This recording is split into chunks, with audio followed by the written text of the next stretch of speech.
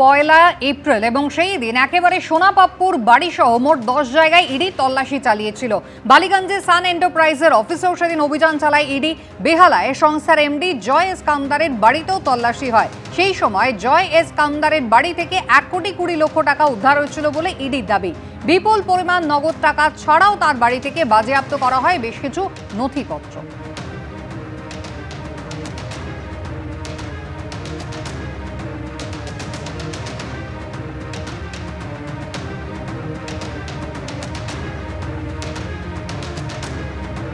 গতকাল দিনভর যে ইডির ম্যারাথন তল্লাশি অভিযান চললো, সেখানে আমরা দেখলাম যে শুধুমাত্র ব্যবসায়ী জয় এস কামদারের বাড়ি নয়, deputy police commissioner Shantanu Sinha বিশ্বাসের একাধিক ঠিকানাতে সকালে পৌঁছে গেলেন ইডি আধিকারিকরা।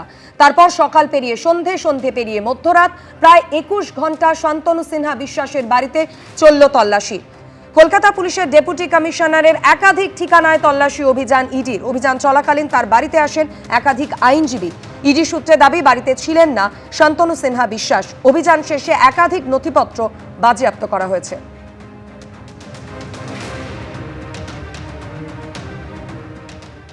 আমরা এই মুহূর্তে রয়েছি ফান্ড রোডে শান্তনু সিনহা বিশ্বাস, যিনি কলকাতা পুলিশের ডিসি, তার বাড়ির ঠিক সামনে। সকাল 6টা থেকে রাত্রির 2:30 অর্থাৎ 20 ঘন্টারও বেশি সময় জুড়ে এনফোর্সমেন্ট ডাইরেক্টরেটের তরফে একেবারে থরলি ম্যারাথন তল্লাশি চলে এবং সেই তল্লাশি অভিযানের শেষে এবারে সেন্ট্রাল ফোর্সের গাড়ি বেরোচ্ছে, তার সাথে ইডির যারা অফিসাররা ছিলেন তারাও বেরোচ্ছেন।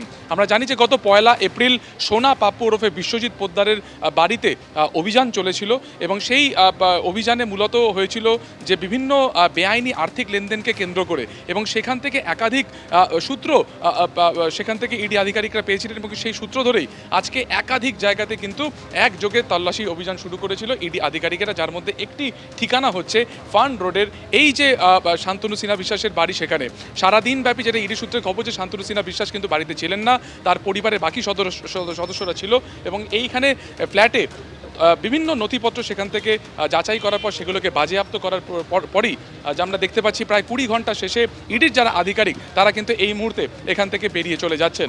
আমরা দেখতে পাচ্ছি যে সেন্ট্রাল ফোর্সের গাড়ি ঠিক পিছনে যারা ইডি আধিকারিক রয়েছেন তারা রয়েছেন, মহিলা অফিসাররাও ছিলেন এবং শান্তনু সিনহা বিশ্বাসের পরিবারের লোকের সাথে তারা কথা বলেন, যাবতীয় নথিপত্র তারা কিন্তু বাজেয়াপ্ত করে এই মুহূর্তে এখান থেকে বেরিয়ে যাচ্ছেন। কী যোগসূত্র পাওয়া গেল, কী নথি বাজেয়াপ্ত করা হলো, সবটাই তারা খতিয়ে দেখছেন। ক্যামেরায় শান্তনু দত্তের সঙ্গে সুকান্ত মুখোপাধ্যায়, এবিপি আনন্দ। টানা 21 ঘন্টা তল্লাশি অভিযান যা একেবারে শুরু হয়েছিল গতকাল সকাল 6:45 থেকে। কলকাতা পুলিশের ডেপুটি কমিশনার শান্তনু সিনহা বিশ্বাস, যিনি আগে ছিলেন কালীঘাট থানার ওসি, পরে 50 মিটার দূরে তারই অন্য একটি ঠিকানায় ইডি তদন্তকারীরা পৌঁছে যান। এরপর শেক্সপিয়ার সরণিতে শান্তনু সিনহা বিশ্বাসের ছেলেকে নিয়ে তার লার্নিং হাবে পৌঁছয় ইডি। যে আমরা কথা বলতে চাই, সিআরপিএফ এর মাধ্যমে জানিয়েছেন যে এক্ষুনি কোনো কথা বলা যাবে না। বাবাও বাড়িতে ছিল, আমিও বাড়িতে ছিলাম, সবাই এসছে, নর্মাল কিছু কাগজ চেক করবে, কোনো প্রবলেম নেই।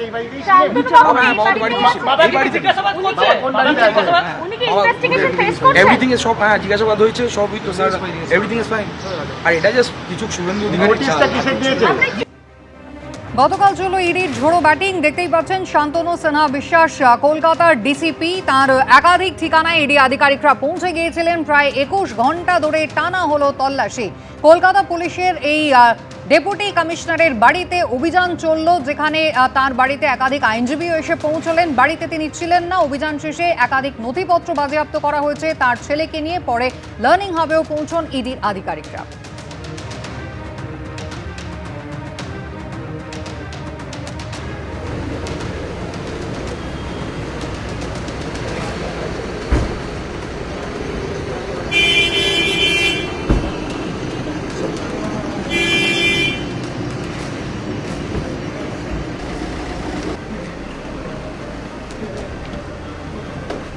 ওকে অ্যারেস্ট করা উচিত।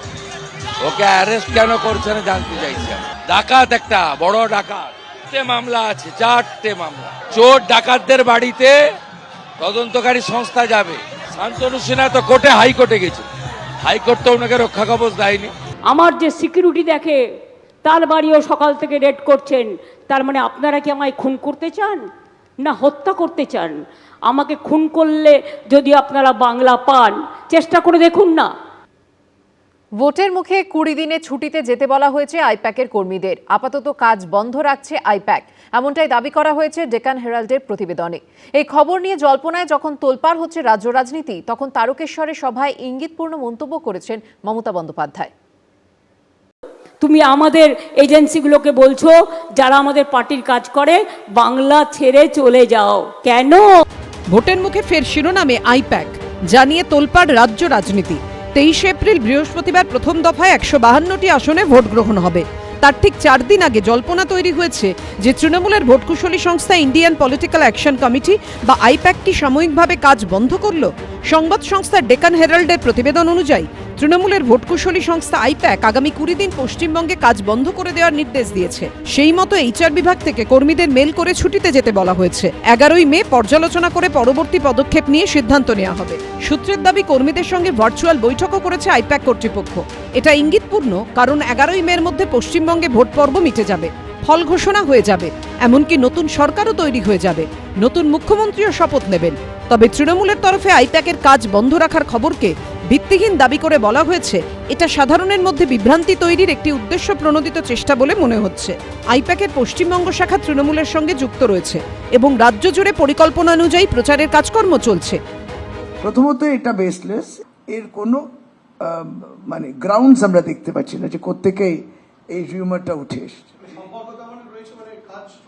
চলছে, পুরো দমে চলছে, পুরো দমে চলছে। আইপ্যাক এবং তৃণমূল কংগ্রেস এক হয়ে যাচ্ছে। যদি ভোট কুশলী সংস্থা হয়, পার্টির সাথে তো তার পার্থক্য থাকবে। আমাদেরও তো ভোট কুশলী সংস্থা থাকতে পারে, তার সাথে পার্টির কোনো পার্টি আর ভোট কুশলী সংস্থা একা একা হয়ে যায় এরকম নয়। কিন্তু আমরা দেখতে পাচ্ছি কয়লা পাচার কাণ্ডে ভোট কুশলী সংস্থার নাম জড়িয়ে যাচ্ছে। এই আবহে ইঙ্গিতপূর্ণ মন্তব্য করেছেন মমতা বন্দ্যোপাধ্যায়। আরে আমাদের রোজই তো ইডি রেড করছে। তুমি আমাদের এজেন্সিগুলোকে বলছো যারা আমাদের পার্টির কাজ করে বাংলা ছেড়ে চলে যাও, কেন? তোমার তো 50টা আছে, আমাদের ক্ষমতা নেই, আমাদের একটা আছে।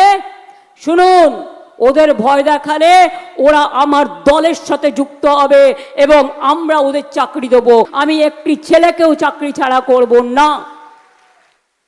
আমি সকালে অভিষেকের সাথে কথা বলেই এসেছি। গত 8ই জানুয়ারি লাউডন স্ট্রিটে আইপ্যাকের কর্ণধার প্রতীক জৈনের আবাসন এবং সল্টলেক সেক্টর 5-এ আইপ্যাকের অফিসে তল্লাশি অভিযান চালায় ইডি। তল্লাশির মাঝেই 2 জায়গাতেই পৌঁছে যান মুখ্যমন্ত্রী Mamata Bandyopadhyay. Already attacked my IT office also. In fact, sector 5 I am going there also. গত 13ই এপ্রিল হাওয়ালার মাধ্যমে প্রায় 50 কোটি বেআইনি লেনদেনের অভিযোগে দিল্লি থেকে আইপ্যাকের অন্যতম ডিরেক্টর ও সহপ্রতিষ্ঠাতা ভিনেশ চান্ডেলকে গ্রেফতার করে ইডি। এরপরই এবার ডেকান হেরাল্ডের খবরে তীব্র জল্পনা তৈরি হয়েছে। প্রশ্ন উঠছে, আইপ্যাক কি তাহলে পশ্চিমবঙ্গ থেকে পাত্তাড়ি গোটাচ্ছে? এর প্রভাব কি বিধানসভা নির্বাচনে পড়বে? আইপ্যাক বিজ্ঞপ্তি দিয়েছে, যে ইমেল এসেছে সেটা আইপ্যাকের তরফ থেকে এসেছে। সত্যি মিথ্যে তো জানি না, আইপ্যাকের দিক থেকে পারে না হেন বোধহয় কাজ নেই তৃণমূলের সঙ্গে থাকলে। সবাই মিথ্যাবাদী, আইপ্যাকও মিথ্যাবাদী, তৃণমূলও মিথ্যাবাদী। কিন্তু একটা কথা পরিষ্কার, যাই আসুক না কেন আইপ্যাকও বুঝে গেছে যে তৃণমূল হারছে। আইপ্যাক তো জানেই, তৃণমূলের নেতারাও জানেন তৃণমূল আর নেই, তৃণমূল আর থাকবে না। আইপ্যাকের তরফে এখনো সরকারিভাবে বিবৃতি দিয়ে কিছুই জানানো হয়নি। কৃষ্ণেন্দু অধিকারী, সৌমিত্র রায় ও অরিত্রিক ভট্টাচার্য রিপোর্ট, এবিপি আনন্দ। এবিপি আনন্দ, এগিয়ে থাকে, এগিয়ে রাখে।